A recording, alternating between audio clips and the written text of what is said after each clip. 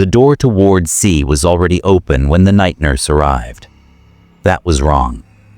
The locks were heavy iron, keyed twice, and the night nurse had counted them before leaving the corridor, an hour earlier. She did not step inside. She stood at the threshold and listened. No shouting, no begging. Just the slow sound of chewing, uneven, patient, almost careful. When she turned the light higher, the men inside did not look up. Their mouths were busy. Their hands were empty. The bowls on the floor were clean. The chart clipped to the door still said protein supplement. The asylum did not begin as a place of cruelty. It began as a promise. A clean building on cheap land. Long windows, fresh air, order. The newspapers praised it for its distance from the city, far from noise, far from temptation, far from family interference. People were sent there because someone signed a form. A husband, a brother, a judge, a doctor. The forms used polite words, melancholia, moral weakness, nervous exhaustion. Once signed, the distance did the rest. Inside, the rules were simple. Obedience was health. Resistance was illness. Silence was improvement. Patients were fed on schedule. Thin porridge in the morning, bread at noon, soup at night. The soup changed first. It became thicker, greasier. It left a smell on the ward that did not match the kitchen. When patients asked, they were told it was new nutrition. When they refused, it was noted as defiance. The notes mattered more than the mouths. The bodies that arrived at the asylum came with names. The bodies that left did not always keep them. The asylum kept careful records. Weight, sleep, compliance. There were columns for behavior and columns for outcome. Death had its own line, tidy and short. The cause was often listed as decline. That word covered everything. Fever, starvation, infection. It closed questions instead of opening them. Behind the kitchen was a small room that did not appear on the floor plan. It had no windows. It had hooks in the ceiling, unused most days. When a patient died, the orderlies washed the body and moved it through that room instead of the main corridor. It saved the other patients from distress. It also saved time. The first missing body was explained as a clerical error. The second was explained as a transfer. The third was not explained at all. Doctors spoke to one another in calm voices. They used terms like conservation and efficiency. The asylum was over capacity. Funding had been cut. Meat was expensive. Protein deficiency caused agitation. Agitation caused injury. Injury caused scandal. The solution appeared neat on paper. No new suppliers. No visible harm. Waste converted to treatment. The patients were not told what they were eating. They were told to eat. Some of them noticed anyway. One woman stopped swallowing. She held food in her mouth until the nurse turned away, then let it fall into her sleeve. She hid it under her mattress. The smell gave her away. Her punishment was isolation. No food at all until she complied. She complied on the third day. Her chart recorded improved insight. Another man laughed while he ate. He laughed too much. He laughed until the doctors noted mania. He was restrained for his own safety. The restraints stayed even after he stopped laughing. The asylum learned quickly which patients asked questions. Those patients were moved to wards farther from visitors. Those wards had fewer windows. The windows that remained were painted over, white and thick, to soften the light. It softened nothing else. A junior physician wrote a letter home about the new dietary program. He did not name it. He described it as experimental. He described results as promising. He mentioned reduced costs. He did not mention the smell. He did not mention the night nurse refusing soup. The letter was never sent. It stayed folded in a drawer after the physician was reassigned. His replacement did not ask why the drawer was already full. Authority inside the asylum moved downward. Orders were given softly and carried out loudly. When an orderly hesitated, he was reminded of his job. When a nurse asked for clarification, she was reminded of her training. When a patient refused, he was reminded of the straps. The patients who died were often those without visitors. No one came to ask questions. No one noticed the absence. The asylum called this natural progression. The word natural appeared often. One winter, deliveries stopped for a week. Snow blocked the road. The kitchen ran out of preserved meat. The wards did not go hungry. The charts show no interruption. Weight remained stable. Behavior improved. After the snow melted, a groundskeeper found something near the drainage ditch. A scrap of cloth. Familiar. Institutional. Cut, not torn. He reported it. It was logged as refuse. The smell in Ward C did not fade. It changed. The patients chewed slower. Some stopped chewing at all and just swallowed. A few began to watch the doors.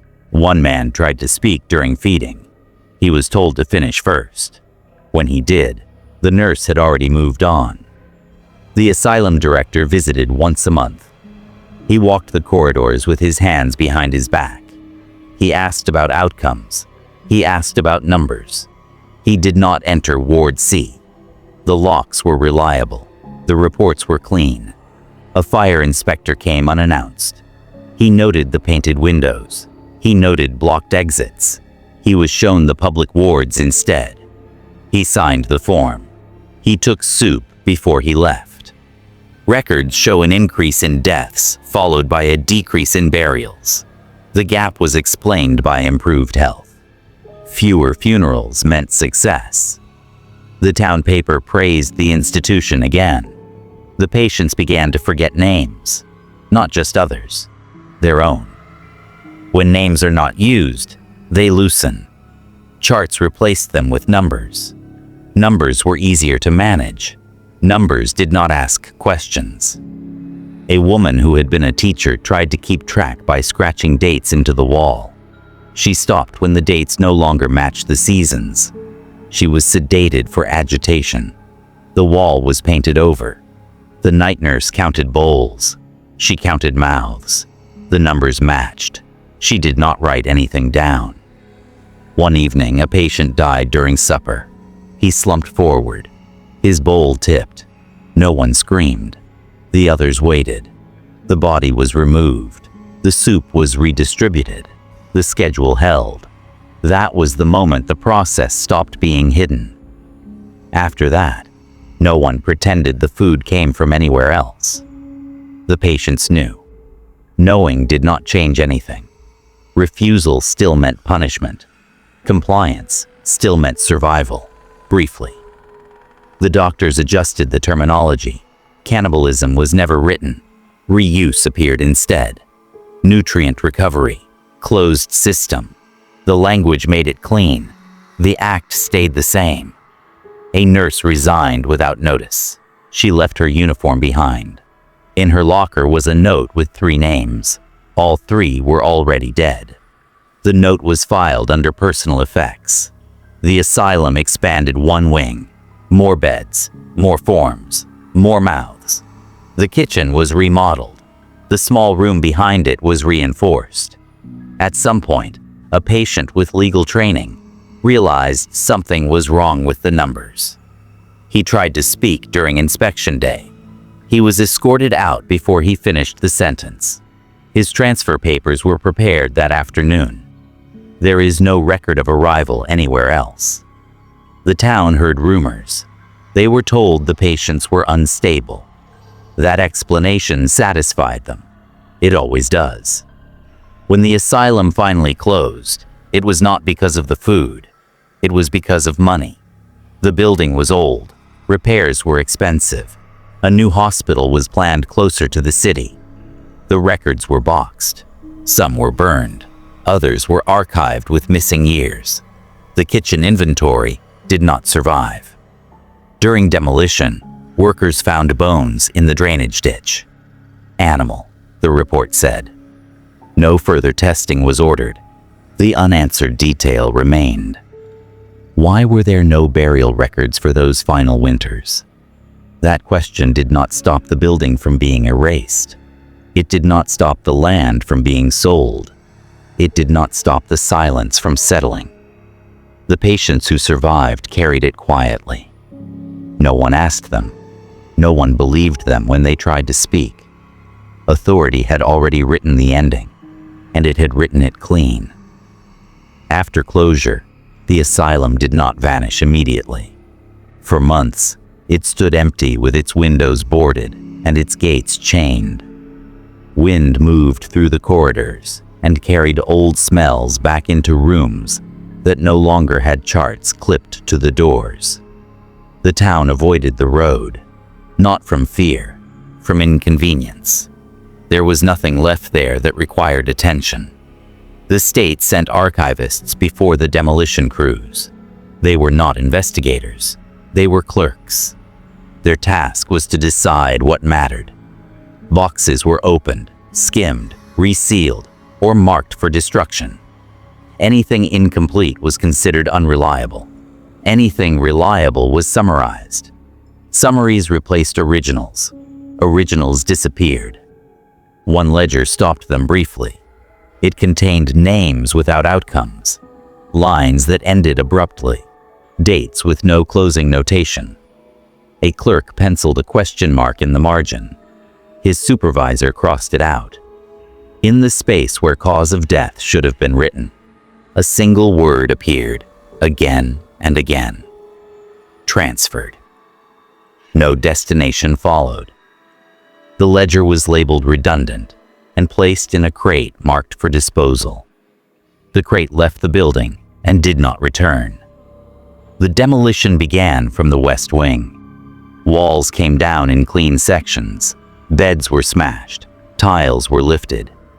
In the kitchen, the reinforced room resisted longer than expected. Workers complained about the smell trapped in the walls. They broke through anyway. Inside, they found hooks that had been cut down, not rusted. The floor drain was wider than necessary. Someone had altered it carefully, long ago. The foreman reported structural irregularities. He did not mention the marks on the concrete, where something heavy had been dragged repeatedly in the same direction. Those marks disappeared under fresh rubble. When the last wall fell, the town paper ran a short notice. Progress, renewal, a modern future. The land was cleared for development. No memorial was planned.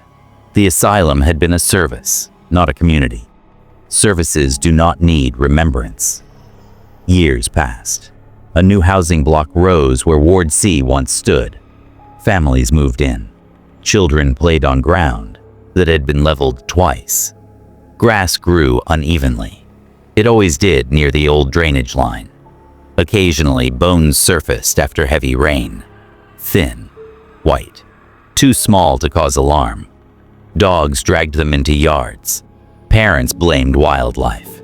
The city removed them without record. One winter, a sewer repair crew dug deeper than usual. They found a layer of ash mixed with fragments that did not look like wood. The supervisor ordered the trench rerouted. The project finished on time. No report followed. The surviving patients aged. Many lived quietly on the edges of other institutions, shelters, or relatives' homes. Their stories did not come out cleanly. Memory does not preserve order under pressure. When they spoke, details slipped. Names were missing. Years collapsed into one another. Listeners heard confusion and filled in the blanks with diagnosis. One man refused soup for the rest of his life. He ate dry bread, potatoes, anything solid. He would not explain. When caregivers asked, he said the texture mattered. They wrote fixation. A woman who had once scratched dates into plaster kept a notebook until her hands failed. The notebook listed meals, not days. She stopped writing when the meals began to repeat, without change. No one connected the lists to anything else. A retired nurse drank tea every night and counted silently before sleeping. She never said what she was counting. When she died, her apartment was cleared. The landlord threw away the notebooks because they were filled only with numbers and no explanations. Years later, a graduate student researching public health funding noticed inconsistencies. Institutional death rates dropped sharply without corresponding population shifts. Burials declined without explanation. Transfers increased to places that could not be located. The student assumed a data error.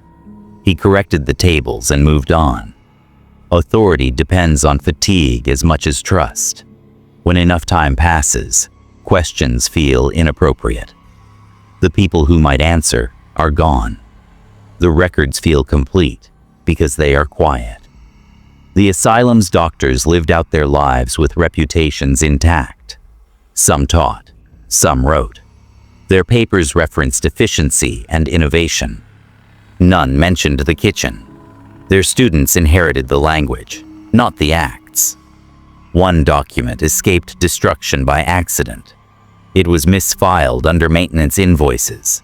It listed quantities, not of food, but of waste reduction. It compared projected losses with achieved savings. It did not explain the method. It did not need to. The numbers spoke only to those who already understood. Decades later, the document surfaced during a digitization project. It was scanned, tagged, and uploaded. No one read it closely. Algorithms do not feel unease. They sort. The unanswered detail remained embedded. Why did efficiency improve when resources vanished? A journalist stumbled across the scanned file while researching budget reforms. He noticed the dates aligned with the winters without burials. He requested access to supporting material. The archive responded that the files no longer existed. He wrote a short piece about record loss. It ran on page 6. No one followed up. When truth does surface, it rarely arrives whole. It comes as fragments that do not fit modern expectations. It requires patience. It requires discomfort. Most of all, it requires someone willing to hold the weight without relief. That person did not arrive in time. The housing block aged, paint peeled, pipes corroded. Complaints increased about water quality near the old drainage line. Tests showed nothing actionable. The reports closed. A child fell ill. Doctors blamed contamination. The source was never found. The family moved away. In the absence of proof, the story stayed buried. Not because it was unbelievable, because it was documented too well to feel like horror. Every act had been written down, every choice justified, every death labeled. Cruelty had worn the uniform of care. The unanswered details survived into the present, unchanged. Why were the bodies never counted? The records end where the system succeeded. No scandal, no trial, no reckoning. Just a smooth conclusion, written by those who benefited from forgetting. The land remembers differently. It settles unevenly. It drains poorly. It gives back fragments when disturbed. History calls that coincidence. The files call it closure. Neither answers the deeper implication. If authority could erase this cleanly, without resistance, without outrage, without interruption, what else remains sealed? Not because it was hidden badly, but because it was administered correctly. The asylum is gone. The method is not. And the record, though incomplete, is still open.